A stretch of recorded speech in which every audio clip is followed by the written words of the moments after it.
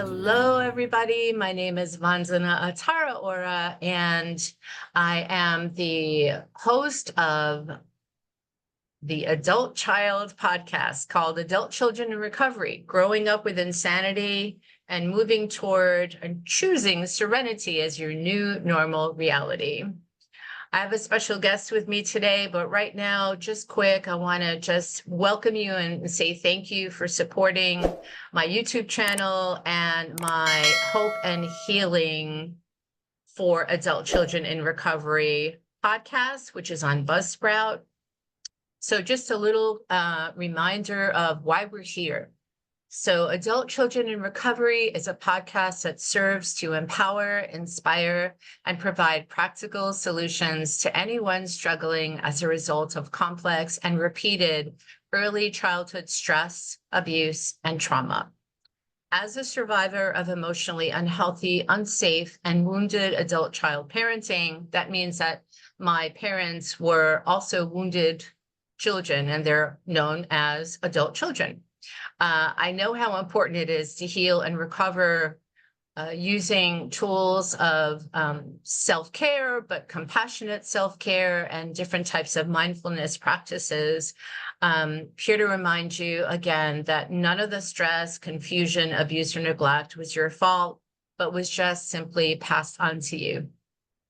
So each episode features inspiring stories and guidance from speakers, authors, therapists, coaches, teachers, healers, who have in most cases also survived childhood trauma, but also can share really simple, gentle, and powerful tools and techniques to help you learn how to navigate your feelings, trust your intuition, and also learn how to step by step. It is a process, become your own loving parent. So for more information also on how to find a support group, visit adultchildren.org. And again, if you'd like to support, like and subscribe to this channel, if you find it helpful, please visit Hope and Healing for Adult Children in Recovery.buzzsprout.com. And you can also like and subscribe to my Vanzana Light Healing channel on YouTube. So that brings me to welcome my very, very special guest today, and his name is Darren Elliott. Thank you for being here, Darren. Thank you, Meryl. I'm really happy to be here today. Awesome. And just to let everyone know, my real birth name is Meryl, but my spiritual name that I was given by a very blessed spiritual being named Alma, who embodies and personifies the energies of Divine Mother, who's actually in New York again next week. She gifted me the name Vanzana, and I use this for my spiritual healing practice. So my clients and my students, my weekly workshops know me as Vanzana. But yeah, Darren, you can call me Meryl if that's easier. So I'd love to, Darren, if it's okay, read a little bit about you and introduce you to our listening audience. Sure. Thank you. Sure. So Darren's amazing. He's a warm and compassionate storyteller who has an exceptional perspective as both a survivor of narcissistic abuse and now a coach and therapist specializing in this field. His own personal journey from victim to therapist provides an intimate understanding of this subject. He's unraveled the energetic processes of narcissism, and he's developed a really unique orientation toward relational healing, recognizing that narcissism cannot heal in isolation. Very true. This is a disorder of disconnection, and also, if I may add, disassociation. Darren's work involves helping clients unpack narcissistic woundings, uncover their impact, and make choices that lead to more intimate, loving, and sustainable relationships. Darren believes in the power of coaching, trauma therapy, and fostering loving kindness as a healthy human behavior. We're inherently pack animals meant to support one another for mutual thriving, and it's a perspective that Darren actively promotes. before becoming a therapist and coach, Darren had he has been a small business owner, lived in several countries, is an educator and a member of the Ontario College of Teachers, also a crusader for human rights. Thank you for your service. Through your singing, mental health, drag character Doreen, which I love. I did catch Doreen. I did listen to her on your website. Very unique. Again, love that about you. And you can learn more and connect with Doreen on social media, friendsofdoreen.com. She has messages of love, belonging, and mental health awareness. So thank you, Doreen. Thank you, Darren. And you're actually working on your first book, right? Love Loops. That's a great title, and it describes your work with narcissism and more so with men who have disconnected from their emotions and the negative impact that has on their families, and why and how there is a better way. So as Darren says, you can't grow up emotionally by not feeling your feelings. So your website is Right. coachingfornarcissism.com, and just a few more things, and we'll dive right into hopefully a very beneficial and supportive and comforting conversation. So maybe whoever is listening, whoever's meant to be here and watching, can just also gain more clarity about your true identity. So Darren is, as I mentioned, a survivor of narcissistic abuse. So it's not like he's just written books about it or studied it, in higher learning institutions. So with your real life experience and background and history, childhood history, you actually became a coach and therapist specializing in narcissism, right? So I think we mentioned that already. And coachingfornarcissism.com, also your website. So welcome, Darren. Thank you so much for being here. Thank you. Welcome, Darren and Doreen. Thank you, Vandana. That was wow. That was quite an introduction. Doreen is my drag character who came out just this year, just this summer. Awesome. She's dealing with narcissism in a playful, lighthearted way, because narcissism is a topic that just has a lot of heaviness around it. Yes. Narcissistic abuse survivors, it's a very charged topic. There's so many of us, and it is very, very difficult, right, to deal with narcissistic abuse. So she's sharing her journey as a narcissism, her own experience as a narcissist, someone who struggles with that, because I don't believe it is a fixed disorder. I don't experience it as a fixed disorder with my clients. I really do experience it as a stunted growth. And really, we talk about Park's work, it's really being trapped in your angry child, or getting triggered into your angry child a lot, and that part ends up ruling a lot. So when you're watching narcissistic behaviors, if you pay attention, you'll think, oh, does it seem like he's about 10 years old right now?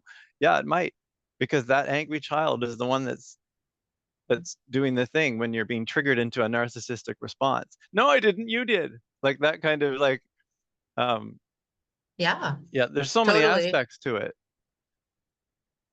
Yeah, I feel like we could talk for like years about this topic. It's pretty deep, but it's also so important that you're here, because although I've only had this podcast under a year, I've had about 10 or 12 episodes, and I don't think anyone actually came from the same background as you, or we actually didn't highlight the energy of narcissism, or whatever you want to call it, because it is a spectrum, right? Just like anything else, and it's not a bad word, as you mentioned, though it has been really smeared and stigmatized for so many years. And I think most people don't really identify. I think it's very brave and courageous to actually accept that you might have some narcissistic tendencies. I think most people feel more comfortable identifying with the empath, or the victim, or the parentified or objectified child, right? Well, yeah, Who, yeah. And so they look at, I think most people, the majority, look at narcissism as a dirty word, and also as the villain, as, you know, as the one that really messed us up. So can you talk a little bit about that? yeah. So first of all, as you mentioned, Vandana, narcissism's on a spectrum, and it's not a bad word because we all have narcissism. Every one of us has narcissism. It's the different grades of narcissism that matter and the different way it comes out. Because some narcissistic traits play out in a positive way. We should have some narcissism. We need to have some self-confidence, right? We need to have um, some belief that we're a good person and feel good about ourselves. A little bit of narcissism is a good thing, right? We need to have ambition, to want to do well. A certain amount of competitiveness is good. Um, Embracing a positive outlook is something that is common with narcissism because they're avoiding all the negative things. Embracing a positive outlook is good. Avoiding all the negative things is not good. So it's, you know, there are Mm, positives about it and then there's negatives about it. And then some of the negatives are entitlement, feeling like I deserve things more than others, um, being exploitive, trying to get my way no matter how it is. Um, and the, the grandiosity, you know, when you feel separation from others, you're going to either go down or you're going to go up if you feel that difference. Um, the biggest issue that's happening for someone struggling with strong narcissism is that they are not feeling with others in their negative emotions. So mhm. it's too dangerous for them. So someone who's suffering narcissism essentially, um, they need a lot of validation. They have like an open nervous system, and they need to be mirrored back in a positive way. So they need you to be Yeah. looking at them with like love or admiration or wow, and that makes them feel good. But if you look at them with anything else, that can make them feel really, really bad. So they will Mhm. deflect that. They have all the narcissistic defenses to deflect what feels like criticism or deflect what feels like you're looking at Mhm. me in a bad way because their nervous system is it never quite grew up. Um, and this can happen to people for not feeling their emotions. You know, a little kid trying to be the best kid they can be, told, you know, little boys don't cry and don't get Yeah. angry. It's bad to be angry. And you know, all of our emotions have a message, right? Yeah. And men and women, we both have nervous systems. And a lot of men have been sold the lie that you're not supposed to cry or you're not supposed to feel afraid or you're not supposed to be man up. But that was coming from PTSD generations before us. That really Yep. was.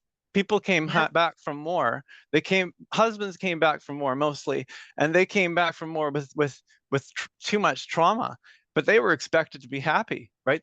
Yay, you're home. Come back to your family. You should be so happy to be home. But they were Mhm. traumatized coming home, and they were Yeah. they had floods of emotions that they could not deal with. So they had to learn to not Mm. feel their emotions and hold it back as best they could. But this kind of person, you cannot selectively hold back on your emotions. If you're holding back the negative ones, you're also not really going to joy and love and stuff like that either, because you're holding back your body feelings and our emotions that are coming from our nervous system. So we had a lot of people come back from war, for example. But Mhm. this also happened with, you know, with the destruction of slavery, right? We're talking about people that had traumatized experiences, and now they're the father and the mother. So that coming back from war, it would be very common that the father would be very short-tempered, a little bit mean, not supportive, not able to go into difficult emotions anymore. So mom's alone emotionally. She's trying to deal with things and her husband's not able to do it. He's not able to go with her in her Mhm. sadness or her anger or support her in those ways. A lot of them became Mhm. alcoholic to numb all those things. And that became that family's pattern because those kids didn't know any different. Whatever you grow up with is normal for you. You don't know that next door everything's totally different than it is here. So if you're Right. watching dad behave a certain way as a kid, that it's Mhm. leaving an imprint of this is who dads are. And it can even be Yep. this is what men are like if you don't have a big enough circle that you see regularly. And that's what happens with both your parents. They can end up sort of being the interpretation of the world. So if dad has a PTSD version of the world, he's handing down a worldview that sort of others are dangerous and the world's sort of a dark and evil place and we got to be careful and we can't really trust each other, and dad sometimes explodes, so he's not very, I can't even trust dad, right? He's not predictable. That became the pattern. So some of those kids, they followed the model, and for that model it looked like narcissism, because if you turn off your emotions at a young age, you're losing touch with yourself. If you lose touch with yourself, you're certainly losing touch with others as well. If I'm not able to go to my sadness, I'm not able to go to yours either. So now we're not having that deep connection. You come to me with your sadness and I'm like, oh, I don't want to your sadness. Like, oh, why would I?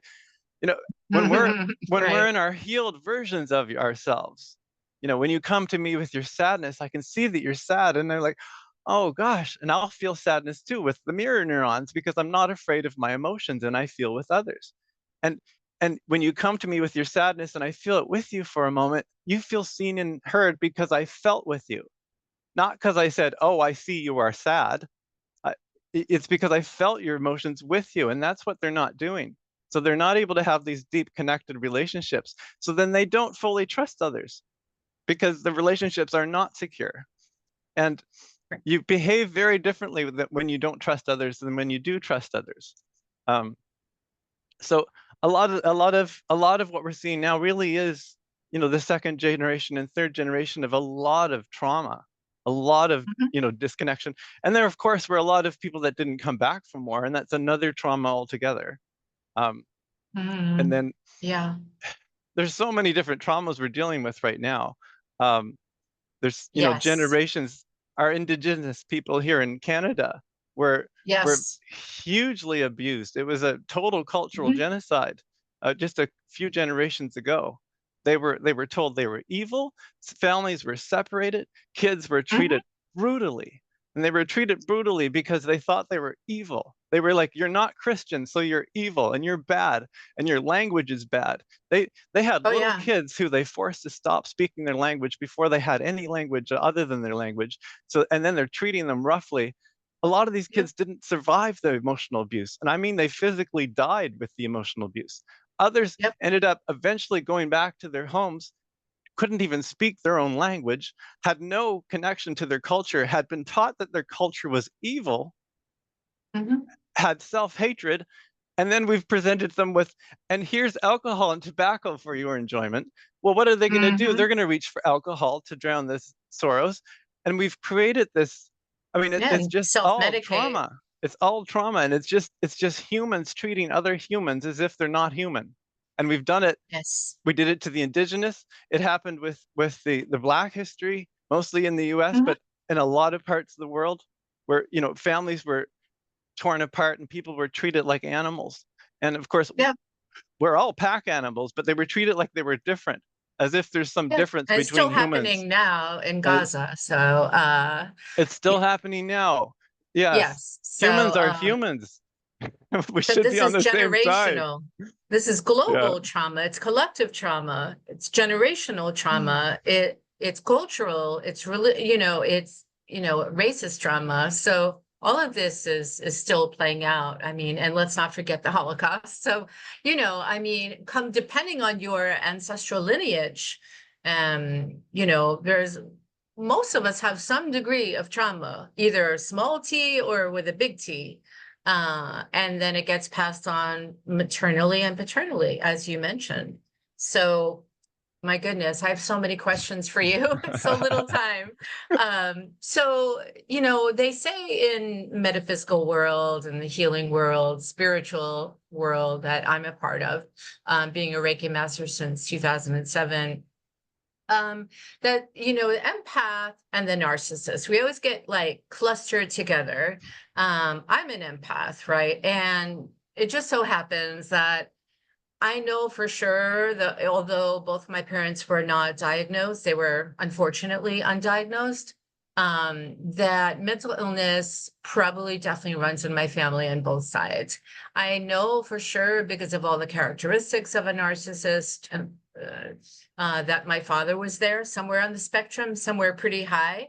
And then, as a result of trauma. And then my mother too would have episodes like you just described, it's all about me, entitlement, and having a hissy fit and a temper tantrum, like the terrible two Mm. toddler, type of things.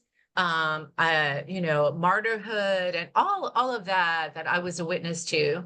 And so I'm just wondering, what can we do to help people who are finally like willing to accept and coming out of denial that, yeah, I'm a survivor of narcissism, of neglect, of all forms of abuse. What's the first stage of coming out of denial? Well, first of all, I want to point out that studies show only 5% of people who suffer from severe narcissism get diagnosed. So Right. 95% of them don't get diagnosed. So Mm-hmm. there's not very many that have the diagnosis anyway. Yeah. It doesn't matter what we call it. It matters what the impact is and how we Yeah. work with it. Um, so the first thing we do is stopping the abuse when I'm working with someone who's narcissistic, and um, this happens because I'm able to see what's going on for them energetically, and um, it's impossible for a narcissist to fully trust others. That's what's really going wrong, is the lack of trust. And until they're able to actually have trust, they're going to be stuck there, because they have the defenses up, and it keeps people at a Yeah. distance. You can't Yeah. grow up when you're not relating with others. You're not going to get good at soccer by not playing soccer. You're also Yeah. not going to get emotionally mature by not dealing with your emotions. So the emotional processes get stuck in these childhood angry child processes, and so Yeah. we need to address those, but also bring safety and comfort to those, because we emotionally grow up in relationship with others, and it was meant to be our caregivers. That's how we evolved, and the people Mm-hmm. around us. In the history of our Mm-hmm. species, the people around us were on our team for most of our history, because we lived in clans, we lived in communities where the people around us were our relations and our family and our community. We didn't, we didn't fly to all different countries and have families living in six, different places. It used to be that we lived in our own people, and we had Yeah. this empathy and connection and trust for each other because we were all on the same team. Yeah. We are so divided right now. People have the goal of living Mm-hmm. by themselves and being strong by themselves. And it's a very Mm-hmm. individualistic society right now, where we're not interdepending on each Yes. other the way humans need to. And Yes. all humans. It's so for them to understand, because relationships sometimes don't feel very important to someone suffering narcissism. So um, they learn in the first thing they learn is that, well, the reason they don't feel important is because you're not going deep. You're not creating deep, loving, kind relationships. If you were, you would think they're important. But since they're all shallow, uh, sure, your relationships don't feel important to you, but you know what? You're missing out. You're missing out Yeah. on all these wonderful relationships you could have. And that's when they realize they're missing out, and I explained, it feels good to love others. Mm-hmm. Love's a feeling in your body. When you love someone, you're not giving away something, you are sharing something. Love is meant to be shared. Yes. And if you're not able to Yes. do that with others, you really are missing that boat.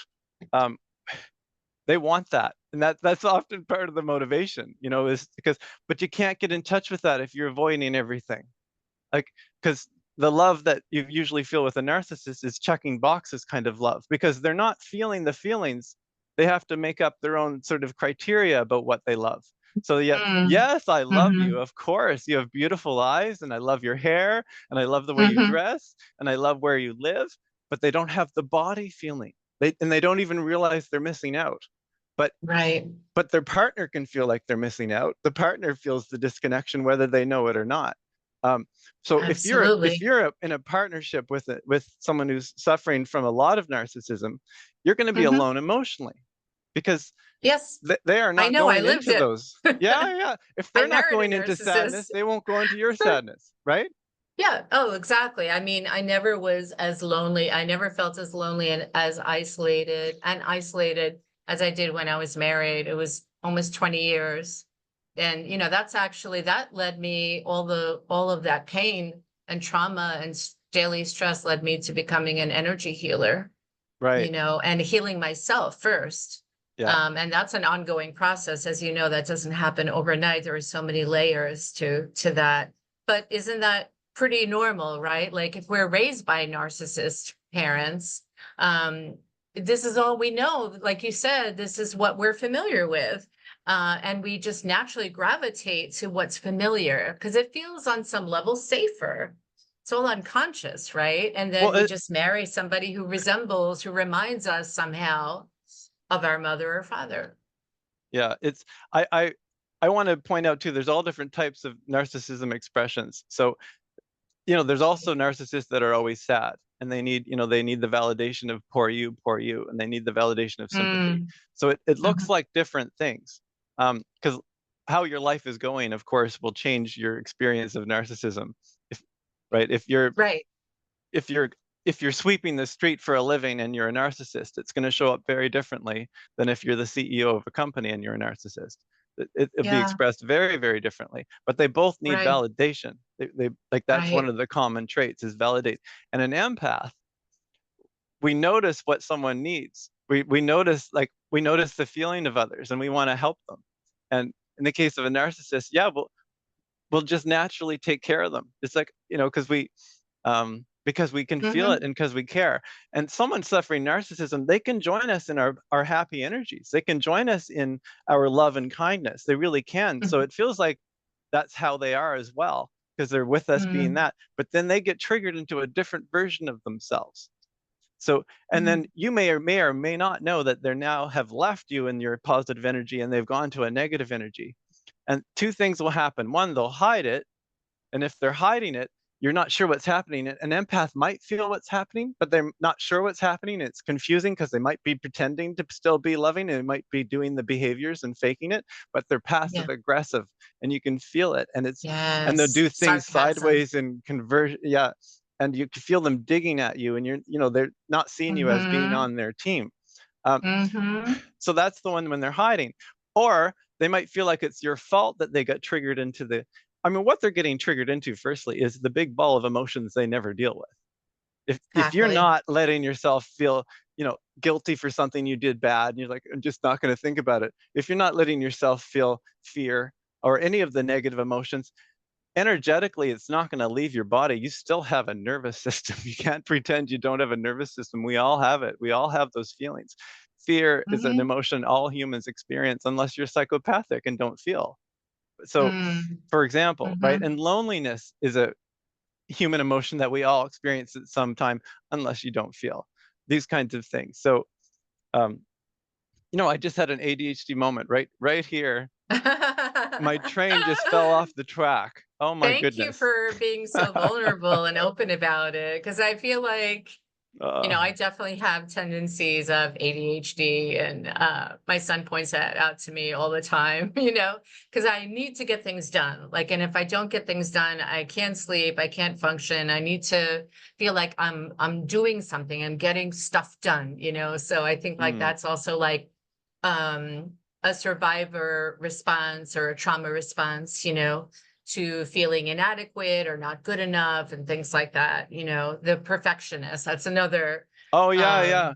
Because another they're measuring. archetype. Because they're Yeah. measuring their own value because they don't have that Yes. feeling.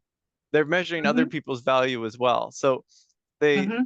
that makes them a little bit judgmental, right? Because they're judging you the way they A judge little. themselves. And they'll Okay, that's they'll an they'll do understatement. things. Yeah. They'll do Yeah. things to make them look good because and to make themselves feel good about themselves. So, Yes.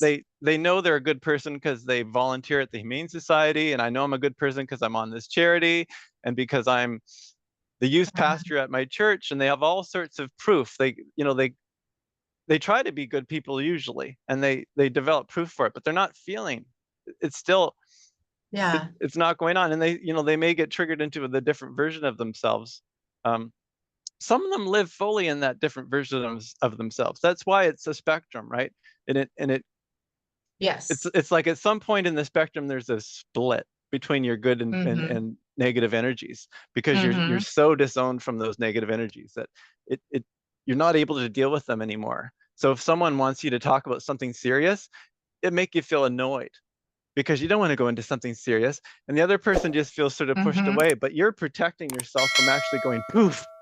And it's because there's just so Yeah. much there, and there's shame down there too, because that disconnection Yeah. causes us to feel shame. But the main thing is there's no one in their true inner circle. They are alone with their authentic experience. They've learned to hide how they're actually feeling for whatever reason. And there's all different routes to having the need to hide what's going on for you. But when no one knows what's going on for you for real, you put yourself in solitary confinement emotionally, Yes. because you're not truly sharing with anyone what's happening. So you're not being seen and heard by anyone. We humans are pack animals, every one of us. We need to have mirrors of who we are back to us, or we'll be like Tom Hanks on that movie Castaway, painting a picture on his ball to have a friend, because he needed some kind of out. That's real. You do lose your mind when you're completely alone for a long, long time. We absolutely need reality being Absolutely. reflected back to us. And a narcissist is not sharing enough to get reality reflected back to us. So then they move away from reality further and further. And then they Yeah. defend the reality, and they want to pull you into the reality. And that's gaslighting. That's when the gaslighting's happening. They're usually believing themselves when they're gaslighting. It's because they're so able to have a split. And Yeah. if you accuse me of doing something wrong, because of this split, I'm able to disagree with you before I even think about it. And now I'm going to double down about, no, I didn't, you did, And I haven't even thought about it. And I believe myself that it wasn't me because it doesn't fit my self-image. It's like, no, I wouldn't do that. I'm a great person. And then they're able to like my father, he, for 10 years, he didn't believe he needed dialysis for one. And he really didn't. He's like, I don't know why you guys make me do this. And he would constantly threaten, I'm not going to go tomorrow. And he would use that as a way to get his way. It's like, Dad, you're the one who's going to die if you don't go to dialysis. And he's like, no, that's not true. He was, and at dialysis, he was extremely abusive to people who weren't white. He was racist. And God. and for some reason, people just were like, oh, that's just the way he is. And they laughed it off.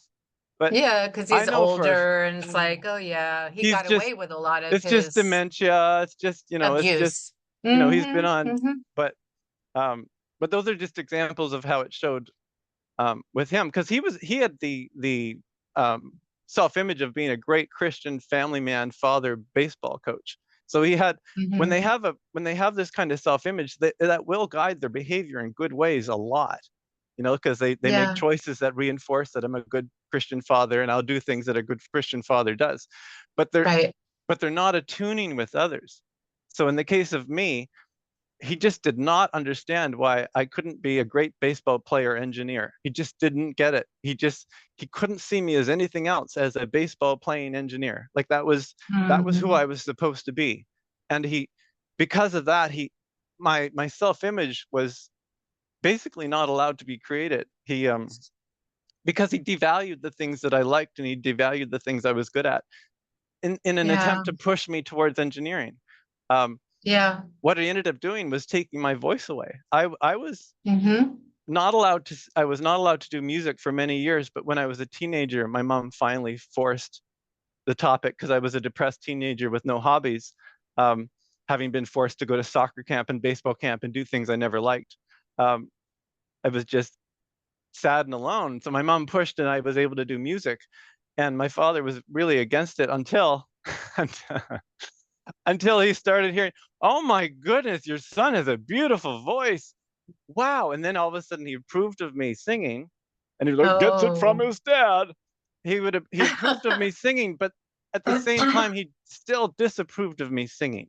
He would, so I ended up being a soloist at church, and he would stand at the back. Oh, didn't Darren do a great job today? And people's like, oh yes. And then he would turn to me and he's like, don't let it get to your head. I'm just being supportive. And then he would say things like that. I would have like a really good performance where I felt really good about it. Yeah. And then he'd say, no one likes a show off. Darren, that's horrible. I mean, but I can relate to that myself in my childhood. It's really crazy. I It's was gaslit out of insanity. singing. I quit singing for 25 years because of that man gaslighting me. I stopped enjoying it. I started having a shame response when I performed. And performing was my thing. Mhm. I loved it. I was a good actor and a good singer. It happened so quickly and so naturally. But Yeah. every time I performed, I felt so awful. And that was the shame he put on me of feeling bad for who I really was. Um, Yes. and he Yeah. pronounced me, "You're gonna be a failure unless you become an engineer." Like, he really Ugh, put that over my head. awful. So Darren, we're coming to the kind of like to the end of our time together. I Oh, was wow. hoping we could talk even more, but we do have a few minutes left. So I just want to ask you just a couple of things. What are some tips for dealing with a narcissistic family member? Like, let's say whoever is listening now and watching is dealing with, you know, a narcissistic wife or husband. What besides, you know, finding people like you or me, going to therapy, which a lot of people who actually need it the most don't go. We know that. What are a couple of quick things like to get started that they could do for some relief? Um, yeah, so first of all, boundaries are really, really important because someone suffering narcissism wants your boundaries to be where they want them to be. Um, they tend to jump over boundaries. I want to see you right now. I want to talk to you right now. No, I want this. Yeah. So boundaries, your boundaries need to be firm, um, Yes. clearly stated, respectfully stated. Um, protect yourself that way. You know, you deserve, especially the empath. They're happy to like, oh no, it's okay, you can have it. Oh, it's all right, I'll go next time. All right. No, hold your hold your ground. We're supposed to take Yes. it needs to be reciprocal 50-50. Um, Hmm. practice self-care. You know, prioritize your well-being. Self-care matters for everyone. I think we noticed during the pandemic when we all had to shut down all of our activities that mental health went Hmm. woo.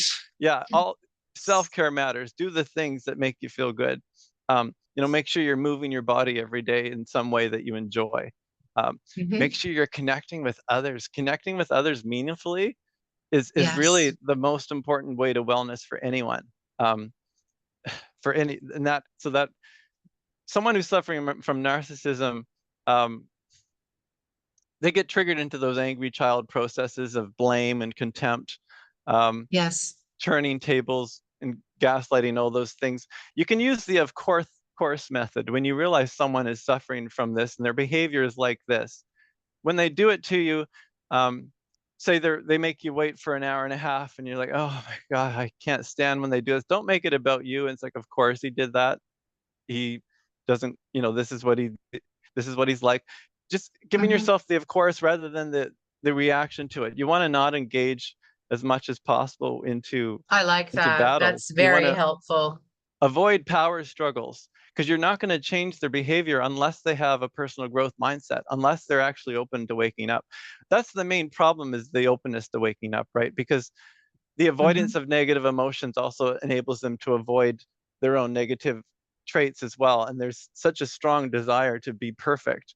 And um, that's one of the things they learn as well is it's okay, you're imperfect. We're all imperfect. In fact, we fall in love with each other's imperfections. That's one of the things that they Yeah. need to learn because they really do think that everyone needs to be perfect and they need to be perfect and everyone's judging them and everyone's looking Right. at them. So, um, Absolutely. That's where the addictions start piling up, and developing over time. The attachments, the addictions, the distractions, the disassociation, like, you know, not really being able to cope with reality, with what's actually happening, not being able to be present, like either stuck in the past or worried about the future that will probably, you know, like worst case scenario, that'll probably never happen. And I guess it happens for people who are on the narcissistic spectrum as well as empaths, you know. But it's almost like empaths and narcissists seem to always somehow attract each other or like feed off of each other or just are yeah, um like there's this like magnetic pull. Well, it But then ties after into a the while, empath's purpose, right? It ties into the empath's purpose of being caring and loving and kind and helping others. So their purpose Mhm. is being fulfilled, but they're not in an equal balanced relationship. And in fact, you're meant to be able to lean on each other. Yes, Because yeah, yes, it can feel mutual. good, because an empath feels good helping others to feel good, to join us in our loving energy and that Yeah, feels good. They can join us in that, but when they leave us, it's that's where it goes wrong. I had a narcissistic devastating. relationship. If I was able to be happy all the time, it would have lasted much longer. But Hmm. that's not realistic. Anytime I had anything that was other than happiness, that's where the fights happened. That's where the things happen. Why'd you look at me like that? And all of a sudden, like what? And then it's like, how you're looking Hmm. at me. And it's like, I don't even know why we're suddenly fighting. And then you're in a fight. Like, what? Right. Um, It's really rough. It's really rough that's why, children growing up with repeated stress, anxiety, trauma grow up, and it's hard to, really form a healthy, loving relationship. And what you said before about boundaries is so important to remember, but not so easy to practice not for easy to practice. empaths.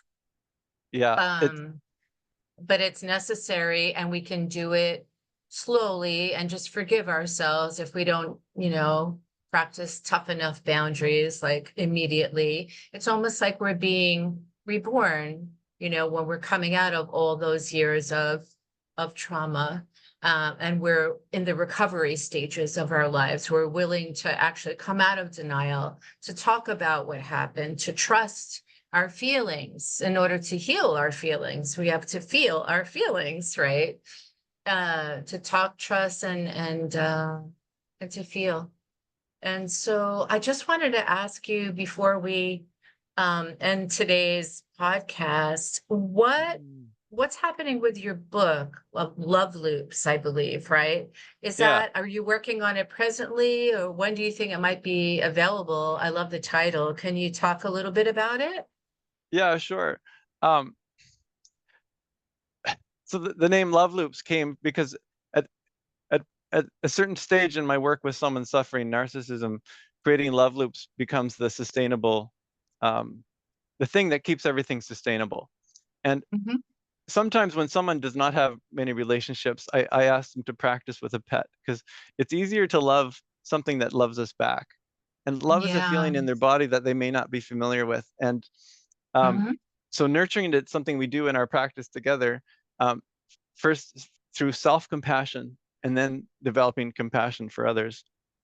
Um, I just had an ADHD moment. Can you take me back to the question real quick? Ah. Oh, no, I was just asking if you wanted to share a couple of quick things about your book that you're working on. Oh yeah, the love loop. So um, yeah, it feels good to love others, and the more you love others, the more they love you back.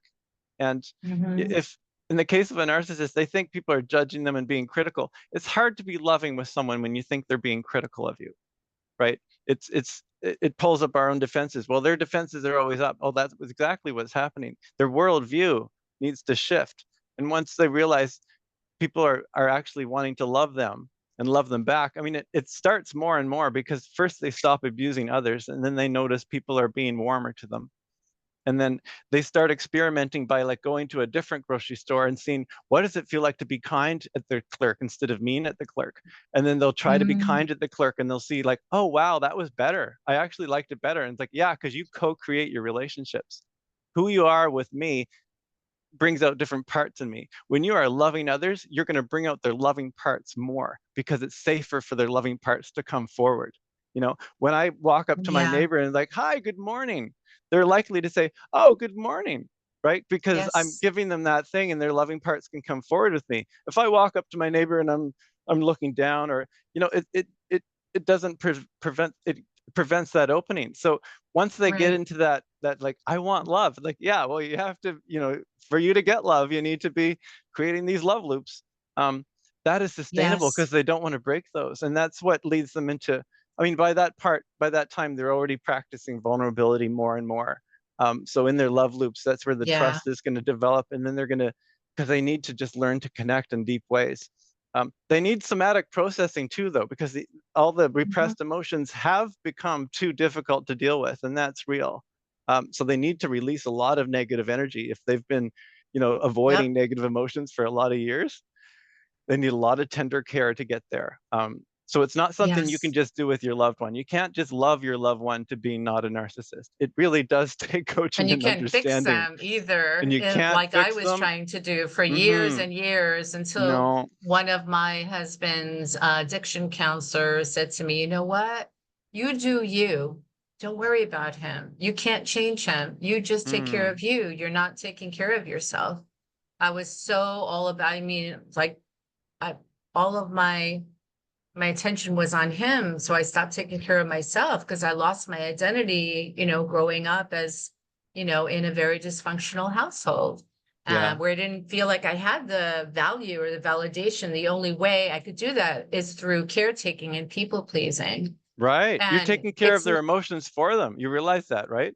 It's yes, when they're of good to course, you which when you're is doing not the our right. job to No. do. So, Mhm. but we do it. Why do we do it? Because it helps us to feel needed, to feel validated, to feel loved.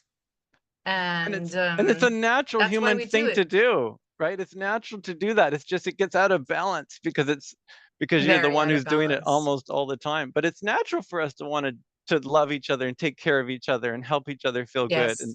that's it Yes. just gets totally out of it's just totally out of balance in those cases. Yeah.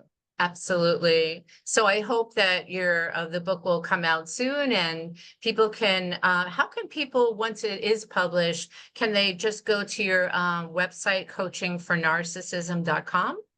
Yes. Yeah, for sure. Everything would always Okay. tie back there.